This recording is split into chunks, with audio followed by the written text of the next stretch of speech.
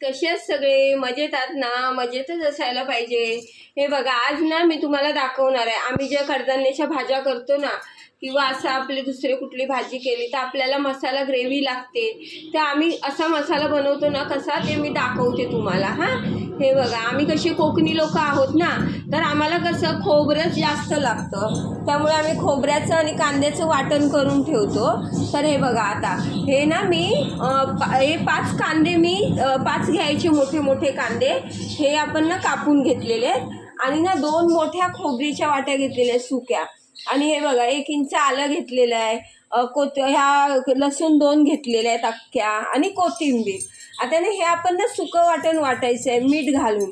कारण का, कधी आपल्याकडं लाईट नसेल, फ्रीजमध्ये आपण ठेवू शकलो नाही, हे असंच आपण बाहेर ठेवलं ना तरी पण हे 8-8 दिवस वाटण राहतं. फक्त मिठामध्येच वाटायचं, पाणी घालायचं नाही अजिबात. आता ना आपण हे बघा, एक आपण आता हे पॅन ठेवलेलं आहे.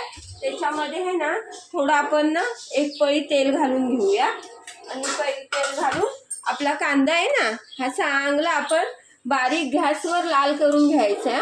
मोठा गॅस फास्ट करायचा नाही, मग ते आपलं कसं कांदा वरून फक्त भाजतो पण आतून भाजत नाही ना. म्हणून आपण हे बघा, असं आपला कांदा आहे ना व्यवस्थित भाजून घ्यायचा. हा बघा, चांगला.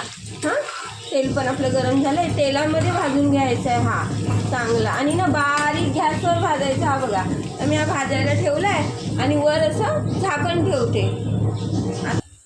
आता ना आपला कांदा भाजला का आपण बघूया.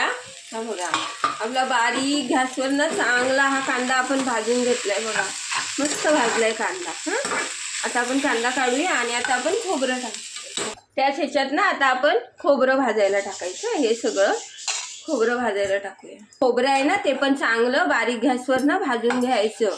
आमच्याकडं कसं हे कांद्या खोबऱ्याचाच मसाला आम्हाला जास्त लागतो ना, सगळ्या भाज्यांमध्ये आम्हाला टाकायला लागतो. हां, मग चव पण चांगली येते. खोबरं बघा, आता आपलं ना चांगलं लाल झालेलं आहे. बघा, हे पण बारीक गॅसवरच करायचा. एकदम बघा मस्त झालंय ना हे बघा. हा, आता आपण हे काढायचं. पण ना हे सगळं आहे ना वेगवेगळाच ठेवायचा. कांदा पण आपल्याला वेगळा वाटायचा आहे आणि हे सुकं खोबरं पण आपल्याला वेगळंच वाटायचं आहे.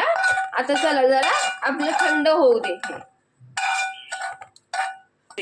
आलं लसूण आहे ना ते पण जरा आपल्याला खरपूस, ते जास्त नाही.